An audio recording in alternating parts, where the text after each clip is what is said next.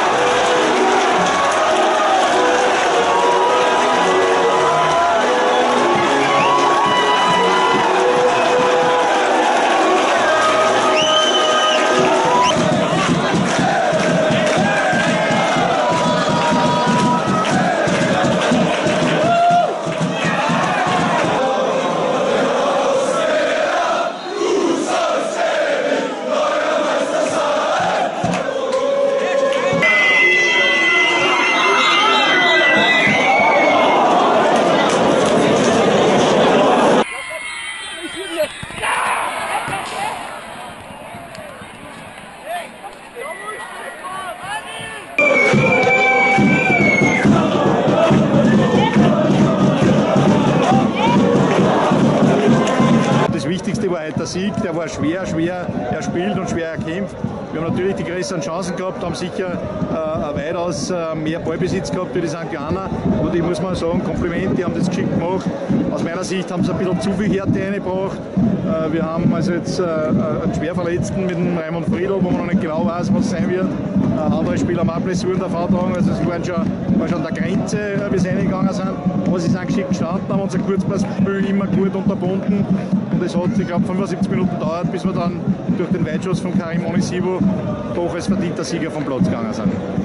Da muss man einfach ein Kompliment machen an den Trainer und natürlich auch der Mannschaft aus St. Johann, weil, wie gesagt, wir haben gewusst, dass es keine leichte Aufgabe ist. St. Johann hat leider die letzten Spiele wahrscheinlich nicht so nach dem Wunsch des Trainers gespielt, mit vielen Gegentore, und heute sind doch wieder auch zwei gesperrte Spieler zurückgekommen und sie haben natürlich die Qualität, nicht umsonst stehen sie am 5. Platz in der Tabelle der Regionalliga und wir haben durch eine Einzelleistung das gemacht und wie gesagt, im Endeffekt Ende des Tages zählen 3 Punkte und egal wie, und die haben wir Gott sei Dank heute gemacht, und zum gestrigen positiven Lizenzentscheid ist das natürlich eine tolle Sache, geht aber übermorgen schon wieder weiter und dann heißt es genauso wieder bei Null anfangen, und da hoffen wir natürlich, dass wir wieder das Richtige machen, und zwar einmal mehr treffen aus der Gegend.